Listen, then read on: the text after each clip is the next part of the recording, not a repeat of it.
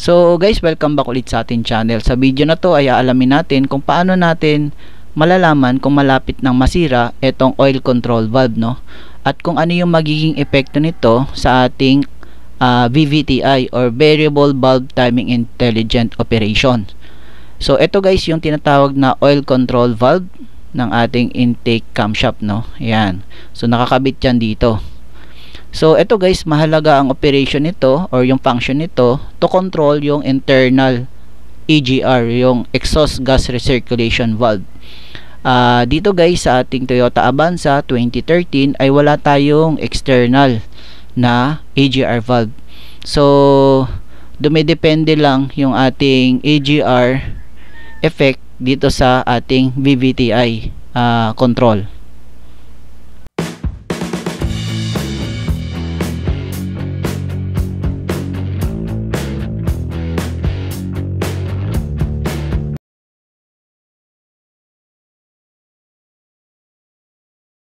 So guys, bago natin pag-usapan itong oil control valve, ay pag-usapan muna natin itong VVTI.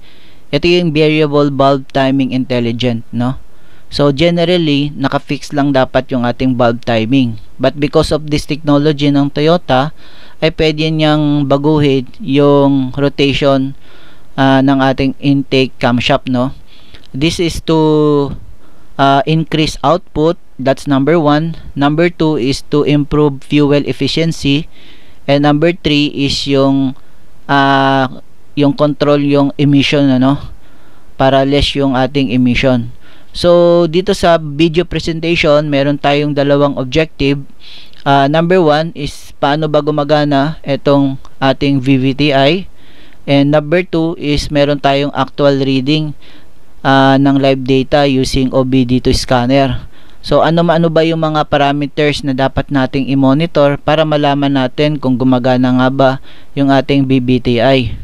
So dito guys, sa number 1, ang technology na to is designed to control yung valve timing by shifting the intake camshaft. So ito yung ating intake camshaft. Ayan. So dito ay meron tayong mahalagang dalawang component, yung controller construction nya. Ito yung ating controller, VVTI controller. So titingnan natin yung loob nyan. Ayan. Then itong camshaft timing oil control valve, titingnan natin yung kanyang operation. Ano ba yung position nya during advance, retard, and hold position. Tapos dito sa objective number 2, meron tayong actual reading. Ito yung mga 4 na parameters na minomonitor ko gamit ang OBD2 scanner para malaman ko kung may problema ba yung ating VVTI, especially yung ating yung ating oil control valve, kasi malaking epekto nito once na hindi ito gumana or nagkaroon ng clog, no, dun sa daanan ng kanyang oil. So maapektuhan yung ating VVTI. So ito yung mga 4 na importanteng parameters na minomonitor ko. Yung ignition timing advance, ito yung based dito sa crankshaft position sensor. Ito siya. Ayan, ito yung ating crankshaft. So ito yung input signal na papunta dito sa ating ECU. Pangalawang minomonitor ko is yung throttle position. Ito yung ating throttle position. Input signal yan, pumasok yan sa ECU. Then yung ating target angle of intake camshaft. Ito yung set point ng ECU or command. Bali ito yung kulay blue na yan, yung output signal. Papunta yan dito sa ating oil control valve. Then yung actual angle of intake camshaft. So meron tayong command, so dapat magkaroon tayo ng feedback kung ano yung actual nya, no. So by monitoring itong camshaft position sensor, malalaman natin yung position ng ating valve, intake valve. Ayan. So guys, i-continue lang natin to. Ito yung ating VVTI controller. Ayan. So mamaya titingnan natin kung ano yung nasa loob nito. Tapos ito yung ating crankshaft position sensor. Then ito naman yung ating oil control valve. Ayan. So etong crankshaft ay input signal na pumunta dito sa ating ECU. Tapos yung airflow meter or manifold absolute pressure. yung throttle position sensor natin, papasok din yan dito sa ECU. Then yung ating camshaft position sensor para malaman natin kung ano yung actual position ng ating intake valve, no. Then meron din tayong water temperature sensor as an input signal. So meron tayong isa, dalawa, tatlo, apat, limang input signal na nakakaapekto sa operation ng ating oil control valve. So dito guys, merong tatlong mahalagang input parameters na ginagamit yung ating ECU, ano, para makapag-set siya ng target valve timing. So itong target valve timing, nakaprogram na yan sa loob ng ating ECU. So once na na-detect ng ating ECU na based sa position ng ating crankshaft, and then dun sa airflow meter, and then position ng ating throttle sensor, ay makakapag-set yung ating ECU ng target valve timing. Tapos once na nakapag-set na siya, based dito sa tatlong input parameters, ay magbibigay yan ng signal, pulse signal, papunta dito sa ating oil control valve. Yan dito. So magbibigay yung signal, yung ating ECU papunta dito sa ating oil control valve. Ngayon, magkakaroon ng feedback yan sa pamamagitan kung ano yung actual valve timing. So ito yung set point, ito yung command ng ating ECU na gusto ko na maging yung position ng aking camshaft ay sabihin natin 10 degree, no. So titingnan ko kung tama ba yun, so kung sumusunod ka ba sa akin. So malalaman natin yan, yung actual valve timing, based dito sa position, camshaft position sensor. So dito guys, merong feedback control na tinatawag para makorek kung merong deviation or pagkakaiba, no. So dito sa actual valve timing, merong dalawang parameters or signal. Ito yung camshaft position sensor at saka etong crankshaft, no. So ma-identify niya kung ano talaga yung actual valve timing. Tapos meron din mga correction factor dito based naman sa water temperature sensor, no. And then ito yung vehicle speed, ito yung sa transmission signal natin, ano. So meron din siyang correction factor para ma-adjust yung target valve timing. So dito naman guys, ito naman yung construction ng ating BBTI controller, no. So sa loob nito ay meron kang lock pin. Tapos ito yung ating intake camshaft. Itong kulay na light blue na yan or light green. So yan yung ating output. Then ito naman yung ating input. Itong sprocket ng ating camshaft. Ito. Bali ito yung dito nakakabit yung ating timing chain na nakakabit din ito sa ating crankshaft, no. Yan. So ang purpose ng lock pin na to guys ay during cold engine start or during startup, no. So kapag naka-stop yung engine ay nakalock yan para hindi ito gumalaw. Ayan. Kasi wala pang oil pressure na pumipigil sa paggalaw nito during cold engine or during engine startup, no. So hindi pa nagbi-build up ng oil pressure. So kailangan para mawala yung engine noise ay dapat nakalock muna yan habang wala pang oil pressure. Kapag mayroon ng oil pressure, ipupush ng oil pressure itong lock pin na yan. So makakagalaw na ito yung etong ating intake camshaft, no. Pwede na siyang mag-advance, pwede niyang i-delay yung opening and closing ng ating intake valve. Ayan. So dito yung oil pressure sent from the intake camshaft to advance or retard or delay the intake valve timing. Yung sinabi ko nga, yung lock pin ng BBTI controller operation mechanism to prevent knocking noise. Yung kapag nagpa-start ka, may maingay. Kung may maingay tas biglang habang tumatagal is nawawala yung ingay, so posibleng matagal mag-build up ng oil pressure dito sa BBTI controller o kaya loose yung lock pin. Yan. So when the oil pressure does not reach the BBTI controller, typically during cold engine start, so yun yung purpose ng lock pin na yan, para hindi nga ma-prevent itong knocking noise dahil sa hindi pa fully build up or wala pang oil pressure. So importante yung lock pin na ito. So ito naman yung ating camshaft timing oil control valve So ito siya, meron siyang yung plunger, meron din siyang spring dito. Once na nag-activate ito, nag-energize, ay magkakaroon ng dito, daanan ng oil. Yan dito. So ito pupunta doon kapag nag-energize. So magkakaroon ng daanan. Ito sa advance, itong daanan na yan. Tapos magkakaroon din kapag nag-de-energize, dito naman dadaan. Yan. So yung ating engine ECU controls this mechanism na to para dun sa ating valve position and distribute the oil pressure applied to the BBTI controller to the advance side or to advance side or i-retard or i-delay niya yung valve opening and closing. So ito naman yung ating BBTI controller in advanced position. Halimbawa nag-energize nga siya So ito yung oil pressure, magkakaroon ng daanan yan dito papunta. So meron yang butas dito sa ating camshaft So papasok yan dito sa vein. Dito ang ikot ng ating camshaft ay clockwise. So yan, papunta yung oil pressure pa clockwise So pa-advance yung kanyang rotation, yung direction ng kanyang rotation. Tapos yung drain, yung oil naman may daanan din yan para i-drain niya yung oil.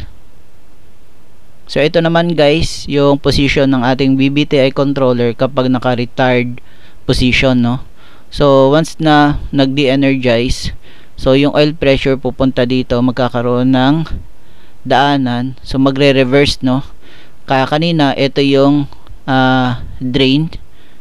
Ngayon ito na yung kanyang ito na yung dito nadadaat yung oil pressure kapag naka retard position.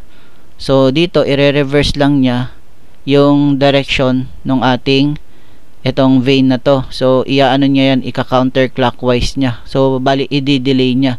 So yung rotation nito, yung sprocket ng ating camshaft pa clockwise So ito i-delay lang niya ng kaunti yung opening and closing ng ating intake valve. Tapos kanina ito yung daanan ng ating oil pressure. Ngayon ito na yung magiging drain niya. Ayan. So guys, ito naman yung hold position ng ating controller, ng ating BBTI. Ayan, so hindi siya naka-advance, hindi din siya naka-retard So naka-hold position lang siya. So dito sineset pa ng ating ECU kung ano yung magiging target valve timing So ito, meron tayong example nito sa OBD2 scanner, meron tayong graph. So ito, meron ako ipapakita sa inyo na kapag naka-idle ka tapos hindi ka nakatapak sa throttle valve mo so yung target at saka actual mo naka zero angle pa. So yon, papakita ko sa inyo yan mamaya. So guys, dito pinapakita lang kung gaano ka-importante itong variable valve timing intelligent sa epekto ng internal EGR or yung exhaust gas recirculation. Yung ating Toyota Avanza 2014 ay wala siyang external EGR valve So dito ay ito yung tinatawag nila na EGR effect during exhaust stroke. Halimbawa gumagana yung ating VVTi controller at saka yung oil valve control valve, ay dito sa ating exhaust ay magbubukas yan during exhaust stroke, pati yung ating intake. So sabay sila. Ito yung tinatawag nila na overlapping of the intake valve and exhaust. So ito na yung EGR effect, kasi yung exhaust gas may lalabas dyan dito sa exhaust natin, lalabas yung exhaust gas dito sa exhaust valve, tapos kasi naka-open nga yan, tapos meron ding part na papasok dito sa ating intake valve, doon sa ating intake manifold. So ito yung dahilan kung bakit nagkakaroon ng carbon deposit yung ating idle speed control valve. At the same time, yung ating throttle valve, no, yung throttle plate natin. Lalo na kapag hindi gumana yung ating BVTI controller or yung ating oil control valve. So halimbawa gumana yung ating controller at saka yung ating oil control valve. So during intake stroke, so ito yung stroke, no, yung exhaust stroke, may pumasok na exhaust gas dito sa intake, bigla naman bubukas yung ating intake valve during intake stroke. So pababa yung ating piston, so magkakaroon ng vacuum yan. Kung ano yung itong red na yan yung exhaust gas, ay bigla niyang hihilain papasok doon sa ating combustion chamber. Tapos ang next step is i-compress niya. Yan, i-compress, then magkakaroon ng combustion, then dito na sa exhaust stroke na tayo. So kaya yung ating importante yung gumagana yung ating BVTI controller at saka yung ating oil control valve para maiwasan natin yung carbon build up doon sa ating idle speed control valve, at the same time yung ating throttle valve. So guys, dito pinapakita lang kung paano kinokontrol yung valve timing. So merong dalawang scenario, ito during low temperature, during low speed at light load, or during light load. Pangalawang scenario is during medium load or during low and medium speed at heavy load, no? Actually ito yung pangatlong scenario, during high speed at heavy load. Pero pinagsama ko lang sila kasi same lang sila ng effect. So dito guys, makikita natin itong pink ay ito yung advance, no, valve timing nasa advance position, at itong blue naman ay naka retard, no. So dito sa unang scenario ay ito yung cold engine start at saka naka warm na or naka idle na siya, no, at naka light load lang siya, hindi ka naka aircon, no. So dito guys ay yung ating, mamaya ipapakita ko sa inyo yung graph ng ating actual live data, no, yung scenario na to. So dito makikita natin na halos naka zero yung ating target, yung target angle natin, valve timing naka zero, at the same time yung actual naka zero siya, no. So hindi ka nakatapak sa throttle niyan. Ang purpose nito is to stabilize the idling and improve fuel efficiency and startability. So yung intake valve timing is naka-retard siya, no, and the valve overlap is reduced. So hindi gumagana dito yung ating EGR valve, no, yung sabay na bukas yung ating exhaust at saka yung intake. This is to reduce the exhaust gas blowback to the intake side. So para maiwasan yun, naka-idle ka kasi, so hindi mo kailangan yung overlapping ng exhaust at saka intake valve. Ngayon dito naman sa scenario number 2, ito yung during medium load or during low and medium speed. So running na yung inyong vehicle at heavy load, halimbawa naka aircon ka, no. So ito guys, meron tayong example na graph sa ating scanner, no. So nagtumapa ka na ng throttle mo, so nag-shift na ng first gear, second gear, third gear, fourth gear, hanggang umabot na ng 60 kilometers, tapos bumitaw ka na ng ng gas pedal. So mini-maintain mo na lang yung vehicle speed, no. So meron tayong graph niyan mamaya. So ito, makikita natin yan. Tapos yung during high speed at heavy load, ganun din, no. Lalo na kapag paakyat yung daan. So naka full throttle ka, tapos mamaya makikita natin yan na bumabagsak yung ating valve timing, no. Yan, makikita natin yan. So ang function nito is to reduce intake blowback to the intake side and improve volumetric efficiency. So ito guys, mahalaga to sa performance ng ating makina, no. Sa susunod na mga video ay i-discuss din natin to, yung volumetric efficiency. Yung to improve also yung intake valve timing in advance, and the valve overlap is increased. So dito mas gumagana yung ating internal EGR. This is to increase the internal EGR and reduce the pumping loss, no? So mamaya papakita natin yung, babalikan natin to, papakita natin gamit ang scanner. So guys, ito na yung data natin galing sa ating OBD2 scanner. Doon sa previous slide ay diniscuss natin yung paano ba kinokontrol yung valve timing. So unang scenario doon ay during low temperature, low speed at light load, or during light load. So etong scenario na to, etong graph na to ay naka-start yung ating makina, naka-warm na siya, warm up na siya. So naka-idle lang siya na naka-aircon. So dito mapapansin mo yung ating, etong green na to, ito yung ating ignition timing advance. Ito yung signal na galing sa ating crankshaft sensor. Ayan. Yung ating throttle position sensor ay almost naka-zero, no? Ayan. Tapos yung ating target angle or yung set point natin ng ating ECU sa ating intake camshaft ay naka-zero. Yung blue. Tapos itong light or dark green, ito naman yung actual, so naka-zero siya, no? So yan. So mamaya meron tayong live data niyan. Ipapakita ko sa inyo mamaya. Ipi-play natin, ano. So dito naman guys ay ang scenario na to ay during medium load or during low and medium speed at heavy load. So naka-aircon yung ating makina. Tapos makikita nyo dito from so unti-unti itong nag-accelerate. So ito yung dito nag-open ako, itong red, nagbukas ako ng ating throttle, no? Nagbukas ako, nag-react yung ating ECU, nag-command siya ng target idle. Itong blue na yan, ito yung blue, ayan, at 40. So yun yung ating target idle. At itong dark green naman or light blue, ito naman yung actual, ito 40. So dapat kapag gumagana yung oil control valve mo or yung VVTi controller, dapat yung target mo at saka yung actual ay hindi masyadong nagkakalayo. Dapat sumusunod itong actual angle mo.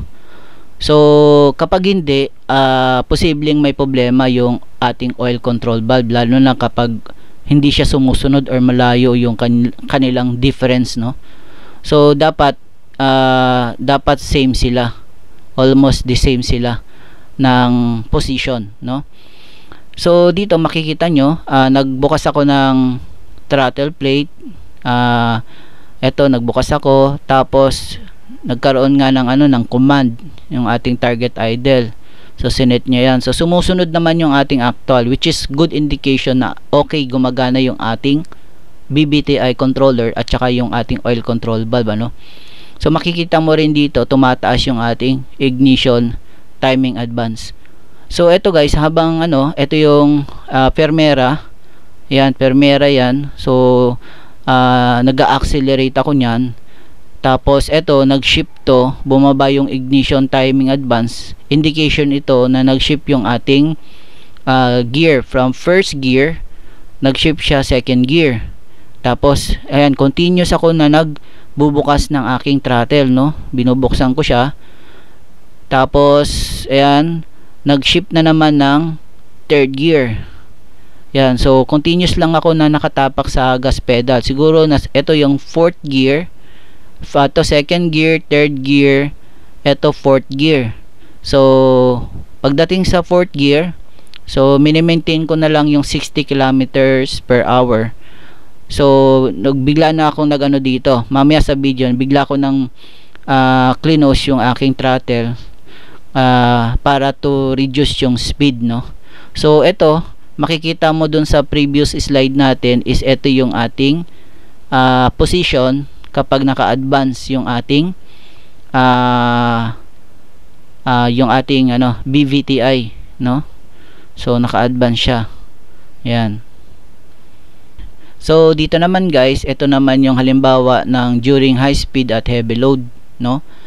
Dito makikita natin na yung daan nito guys ay pataas, no? Pataas siya. tapos naka-aircon yung ating sasakyan, so pataas. So dito naka third gear na yata ako dito. So minsan nabibitawan ko yung ano no, yung gas pedal, kaya nagda-drop ito. Kasi medyo may paliko na daan eh. So yan, tapos bigla ko naman siyang i-open hanggang dito. So mapapansin nyo dito guys, ito na yung pinaka open na position ng ating throttle plate no. So makikita nyo dito yung ating unti-unting bumababa yung ating intake valve no, yung angle ng ating intake valve, unti-unti siyang nagiging bumababa siya no. So ayan, mamaya makikita nyo yan sa live video yan. So guys, ito na yung live video galing sa ating OBD2 scanner. So ito yung 4 na parameters na minomonitor ko, yung ignition timing advance sa crankshaft sensor, yung throttle position sensor, at yung command ng ating ECM. So ito yung set point no. Then at yung ating actual angle of intake cam. Ito yung ating camshaft position sensor. So dito ay lang natin, ite-trend lang natin siya, i-monitor natin. So naka-warm up na yung ating makina, naka-idle siya no, naka-idle siya. So hindi ako nagbubukas ng ating throttle valve. Ayan. So mamaya makikita natin yan. So naka-aircon tayo dito. Ayan. So maandar yung ating makina, naka-idle lang siya na naka-aircon. So igagraph lang natin to guys para madali nating maobserbahan. So ito may timestamp tayo dyan. So naka-record siya para mamaya magbe-base tayo dun sa recording ng ating scanner. So ayan, naka-graph na siya no. Ayan. So guys, ito yung scenario number 1, valve timing control. So naka-zero yung ating target at saka yung ating actual ng ating camshaft no. Tapos yung ating ignition timing ay dito naglalaro sa 12 at saka 6. Tapos naka-zero yung ating throttle position. Ayan. So guys, ito naman yung scenario number 2 sa valve timing control no. So dito from first gear hanggang nag second gear, third gear, fourth gear, then nag-maintain na lang tayo ng vehicle speed ano. So tumataas yung ating target idle. So ipi-play ko lang yung video guys no. Yan. So dito naka-idle tayo niyan, tapos unti-unti tayo mag-accelerate. So ayan, tumapak ako dito, nagbukas ako ng ating throttle plate no. So nag-command ng yung ating target angle, nag-command no. So yan, sumusunod naman siya. Tapos eto, shift to ng from first gear, nag second gear, third gear, then eto fourth gear. Tapos nagme-maintain na lang ako ng vehicle speed. Tapos time to time na lang ako nagagas. Yan. So yan yung behavior niya ng ating BBTI controller na gumagana yung ating oil control valve. Kasi kapag hindi gumana yung ating oil control valve, malaki yung magiging difference ng ating target versus dun sa actual. Ayan. So yan yung palatandaan na gumagana yung ating oil control valve at saka BBTI controller during sa ganitong condition ano. So from first gear, second gear, third gear, fourth gear, tas nag-maintain ka na lang ng vehicle speed. So dito naman guys, ito naman yung third scenario ng ating valve timing control. So ang daan natin is pataas. Yan. So mamaya makikita natin pag play ko yung video na unti-unting bumababa yung ating target idle at saka yung ating actual angle ng ating intake. So ipi-play ko lang. So dito, ayan. So nag-shift na ako ng nasa third gear na to eh. Yun yung pagkakatanda ko dito. So dito na. So paakyat na to kasi bumababa, tumataas, bumababa na yung ignition timing. So ito pataas na yung aking makikita nyo dito na ito na yung pinaka highest point ng aking throttle no. Tapos pababa na rin yung ating ignition advance. So maintain na to sa third gear. Tapos makikita nyo na pataas na siya. So bumababa yung ating target angle. ng ating intake camshaft. Yan, bumababa. So ipi-play ko lang ulit. Yan. Ayan, so third gear, nasa third gear to, alam ko, tas biglang nag-shift siya ng fourth gear kasi nga from pag ano, tas bigla siyang nag-flat yung road o yung daan, nag-flat siya, so kaya nag-shift siya ng fourth gear. Ayan, kaya nag-maintain, so hindi siya talagang bumaba, no, yung etong ating target idle. So yun.